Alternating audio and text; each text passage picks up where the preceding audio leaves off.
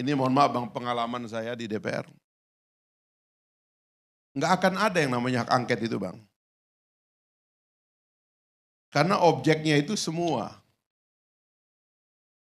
Dan yang paling banyak disalahkan nanti ya adalah partai politik. Sehingga saya kira di tengah jalan para pimpinan parpol akan sadar juga bahwa mereka bisa menjadi bagian yang tertuduh paling keras kalau ini dijalankan. Makanya saya nggak percaya ini akan diteruskan. Saya khawatir Bang Ikrar, Bung Ferry, Bung Haris ini nanti kecewa kalau mengandalkan partai politik begitu ya. Karena saya yakin ini nggak akan dibuat Bang. Nggak akan dibuat. Kalau dibuat pun bukan untuk kepentingan kita masyarakat sipil untuk melihat pemilu yang lebih baik. Ini hanya untuk kepentingan sesaat kita saja. Dan kita belum mereformasi partai politik kita ini, mohon maaf Bang ya. Anggota dewan kita ini kan Korea-Korea kata Bang Bambang Pacul tuh. Suruh marah-marah, suruh diam-diam gitu. Karena prinsip itu tadi perwakilan rakyat yang tidak tegak. Karena sistem party ID, engagement antara partai politik atau anggota partai politik dengan konstituensinya yang tidak kuat. Nah ini nggak sehat Bang, jadi kita janganlah mau menggunakan momentum ini hanya sebagai kelanjutan dari kekecewaan kita terhadap, mohon maaf, kekalahan. Setiap kekalahan, karena pemilu itu hasilnya cuma dua, kalau nggak menang kalah. Dan pertarungan apapun di dunia ini, kalau nggak menang kalah. Dan biasanya yang menang senang, yang kalah protes. Kalau itu adalah ekstensi dari menang kalah dan kekecewaan dari yang kalah, sayang Bang. Kita mau betul-betul ada momen bagi bangsa ini untuk meletakkan ini secara sangat tenang dan melakukan pembacaan secara serius apa yang harus diperbaiki dari pemilu kita ini. Betul nggak kita mau memperbaiki? Misalnya memutuskan pemilu itu tentang kandidat atau partai politik. Kita mesti selesaikan dong soal ini. Karena kalau sistemnya kita campur-campur Bang, itu yang membuat anomali. Partai politik 9 tahun damai-damai saja, tiba-tiba setahun terakhir seolah-olah bertengkar. Ini kan karena Korea-Korea ini suruh bertengkar Bang, bukan karena aspirasi rakyat. Tidak ada aspirasi rakyat, ini semua tentang ketua umum partai politik yang memegang mandat dan menentukan nasib seorang anggota itu mau apa. Dia mau terpilih lagi secara baik atau tidak. Dia mau tetap diberikan jabatan atau tidak. Dia mau terus di situ atau di PAW. Dia dipecat atau tidak. Ini Bang mesti diperbaiki, saya kira. Ya saya mohon maaf ya, saya memang tadi datangnya, karena saya jarang juga ngomong Bang, apalagi soal angket, karena saya tahu kan ceritanya bagaimana angket itu nanti setelah pengusulan, pembacaan di sidang paripurna, bagaimana sebenarnya kalau di belakang layar itu ketua-ketua umum partai itu sudah ada main mata, ya udahlah nggak usah datang semua, ya kan, nanti votingnya kalah, dan saya udah tahu lah ini Bang. Betul nggak partai-partai ini berani mengumumkan sekarang? Karena kami kalah, kami tidak mau menjadi bagian dari pemerintahan. Misalnya kayak gitu Bung Haris. Karena itu bisa jadi nego. Kan itu yang sungguh-sungguh ingin kita lihat Bang. Kalau betul-betul kita mau menyehatkan sistemnya, harus ada keberanian untuk bertindak dan bersikap tegas. Dari awal saya katakan itu. Kalau bicara perubahan itu paling tidak 3 aspek perubahan yang harus kita penuhi. Ide perubahannya apa? Jaringan dan institusi perubahannya itu apa saja sebagai alternatif. Yang ketiga, tokoh perubahannya itu siapa? Betul nggak mereka ini yang punya mental untuk berubah menjadi pemimpin oposisi yang bertahan? Saya menghargai Pak Prabowo karena bertahan sebagai pemimpin oposisi dalam waktu yang lama. Sampai kemudian terakhir mengambil keputusan karena ada situasi nasional yang berbeda. Tapi tokoh-tokoh yang disebut tokoh perubahan ini kan tidak muncul Bang. Ada yang mulai siap-siap mempersiapkan karir barunya, ada yang mau maju pilkada dan sebagainya. Enggak begitu Bang, kalau kita ini betul-betul serius gitu, harus ada dedikasi dan setia juga kepada cita-cita kita. Jangan ini semua adalah menjelang deal semuanya, kita disuruh ribut karena ada yang deal di belakang layar. Kan jadi tidak sehat Bang. Itu yang saya lihat, jadi saya tidak percaya ada yang namanya angket ya, karena saya tahu betul ini Masalahnya sedalam apa? Partai politik tidak akan berani mengambil resiko kalau ada investigasi hukum. Karena masyarakat sipil ini bisa-bisa nanti bilang, bubarkan semua partai politik yang ada sekarang, karena semua sudah terlibat dalam kerusakan ini. Berani nggak kalau kesimpulannya begitu nanti? Gak bakalan berani Bang, dan itu akan terjadi. Kita kan nggak bicara tentang partai, tadi disebut tentang partai terus. Saya kira mau PKB, mau PDIP atau yang lain-lain, bahkan Gelora sendiri saya kira kalau memang punya persoalan silahkan juga kan. Misalkan itu diadukan entah itu ke Bawaslu atau ke MK, karena itu mekanisme yang disediakan oleh undang-undang juga gitu. Tetapi kalau kita bicara sesuatu yang terkait bahkan mungkin sekian tahap sebelum pemilu, sebuah proses yang kemudian bisa mempengaruhi situasi pemilu kita sampai hari ini, nah maka ya ini kita perlukan hak angket ini. Karena apa? Ya karena gak mungkin Bawaslu itu yang akan bisa menyelesaikan, apalagi MK. Karena bisa saja justru yang namanya Bawaslu itu adalah pihak yang akan dimintain keterangan.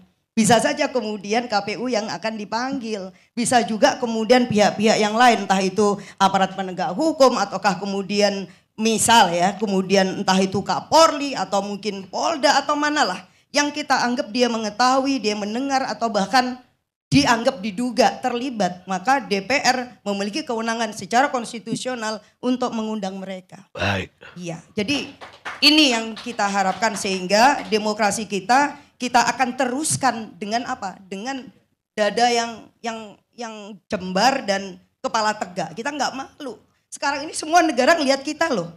Semua dunia saya kira itu sedang melihat kita. Jangan sampai kemudian capaian-capaian yang baik yang udah dilakukan oleh para semua generasi-generasi sebelum kita ini lalu kemudian di titik di ujung ini lalu tidak husnul khotimah. Nah, kita tidak ingin tidak su'ul khotimah tapi kita ingin husnul khotimah. Artinya perjalanan kita baik. Nambahkan sedikit, ya. Bang. Mengomentari Fahri Hamzah ini agak rumit. Kenapa? Karena dengan Bang Kodari dan Fahri Hamzah ini kita harus jelas dulu. Mereka itu peramal atau desainer. Kenapa pernyataan Fahri tentang akan ada capres yang KPK terbukti, Bang Kodari lebih parah lagi. Sampai angka survei dia tahu dan hasil. Persis sama ya. Dan hasil quick count segala macam. Nah, bagaimana kita berdiskusi ketika posisi mereka belum jelas, peramal atau desainer gitu. Sedang mendesain sesuatu, sedang meramalkan sesuatu. Tapi begini, kita kembali ke hak angket ya. Apa yang disampaikan Fahri tadi bisa saja menjadi muara hak angket terhadap perbaikan sistem pemilu misalnya. Nah kalau misalnya Fahri tadi menyampaikan panjang lebar segala macam, saya berpikir kayaknya dia setuju hak angket. Kenapa? Itu bisa menjadi output dari hak angket itu sendiri. Salah satunya misalnya apa? Mengevaluasi sistem pemilunya. Itu loh. Artinya bahwa kenapa sih ketika kita bicara hak angket lalu kemudian orang pemakzulan? Enggak lah. Dulu ada hak angket Bank Senturi. Berapa yang diangketkan? 6,7 triliun. Ada angket impor gula segala macam. Ini ada angka yang lebih besar. Pelaksanaan yang lebih besar melibatkan orang lebih banyak. Terus kita khawatir? Enggak. Dan hak angket itu sudah terjadi sejak zaman Bung Karno. Terus terjadi berkali-kali. Tidak ada sesuatu yang luar biasa. Dan jangan dikaitkan seolah-olah hak angket ini akan menghambat rekonsiliasi. Rekonsiliasi itu sebuah keniscayaan kita sebagai sebuah berbangsa yang memang membangun komitmen kebangsaan untuk tetap menjadi bangsa yang satu. Nah, permasalahannya sekarang di PDI Perjuangan apakah betul-betul akan maju atau tidak? Nah, ini juga tidak mudah bagi PDI Perjuangan, dilematis juga Bang. PDI Perjuangan ini kalau dia maju, ya, kemudian misalnya ternyata hak angket diproses, lalu tiba-tiba ada reshuffle kabinet, apakah bisa dipastikan PKB, Nasdem, dan PKS akan ikut dengan proses itu? Ataukah misalnya akan mundur teratur? Kalau ramalan Anda? Iya, ramalan saya mundur teratur Bang. Iya, karena akan ada sekitar 7-10 kursi kabinet yang kosong di sana gitu. Dan boleh jadi salah satu calon paling kuat untuk menduduki posisi menteri itu Mbak Lulu Nur Hamidah, menurut saya begitu. Menurut saya ya barangkali gitu kan. Ya kan boleh kan, ini kan apa namanya skenario kan gitu kan. Saya kan diminta cerita skenario. Analisa gitu. Nah, jadi sebetulnya dengan ilustrasi itu lawan terberat dari 01 dan 03 ini bukan 02. Dilema terbesar itu namanya kalau dalam ilmu politik itu prisoners dilemma itu justru terbesar itu antara 01 dengan 03. Iya. Partai-partai yang ada di 01 dan 03, mereka ini sebetulnya saling mengukur. Gua kalau maju gimana dengan yang lain? Apa ikutan maju atau malah justru balik mundur gitu, Bang. Itu jadi menurut saya dilemanya itu sangat besar, bukan hanya pada persoalan-persoalan yang disampaikan oleh Haris, ya kan? Beliau-beliau ini kan nggak ada beban menyampaikan masalah itu.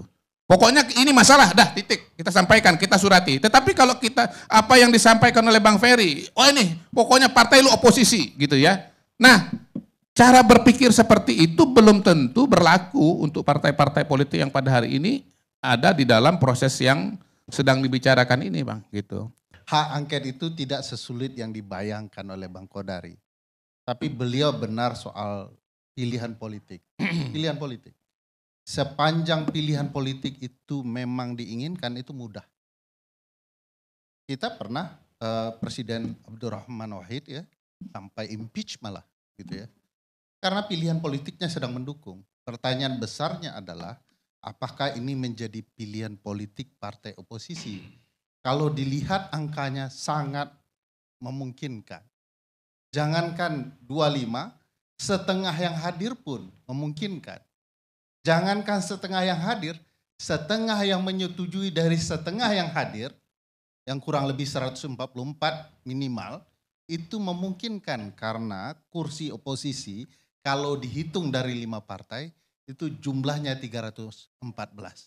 Pertanyaan besar dari cerita beliau soal ramalan dan desain itu adalah, apakah ada niatan politik untuk sungguh-sungguh membongkar kecurangan pemilu yang luar biasa masif itu? Sekian, Bang. Saya jawab nggak ada. Karena beliau sekarang tidak lagi di parlemen, kita anggap saja itu omon-omon. Bang, saya mau nambahin begini, sebelum nanti ke Bu Lulu. Menarik ya sebetulnya yang disampaikan oleh Fahri dan juga oleh Kodari. Maksud saya kemudian simulasinya kita tambahin. Kalau jadi, tadi Kodari misalnya udah menggambarkan belajar dari sejumlah pelaksanaan hak angket yang ujungnya penegakan hukum. Gak ada masalah dengan penegakan hukum.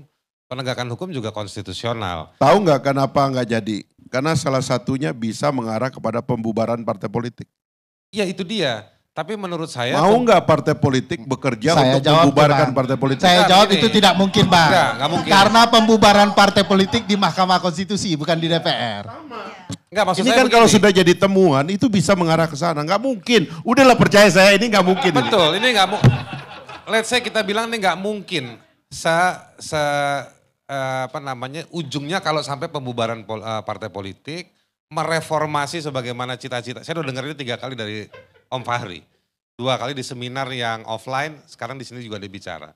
Saya dengar Bung Fahri ini bicara soal bagaimana gagasan untuk mereformasi sistem partai politik atau partai politik. Itu oke. Tapi kalau saya mau nekat mempertemukan harapan tersebut dengan, ya udah dorong aja hak angket ini. Barangkali temuannya hak angket ini adalah menjadi satu bahan untuk siapapun nanti secara parlementarian atau lewat penegakan hukum harus dilakukan perubahan undang-undang partai politik. Itu satu hal yang bisa terjadi. Utopis, iya. Tapi sekarang saya mau simulasi yang lebih realistis. Menguji sampai di mana titiknya. Kenapa?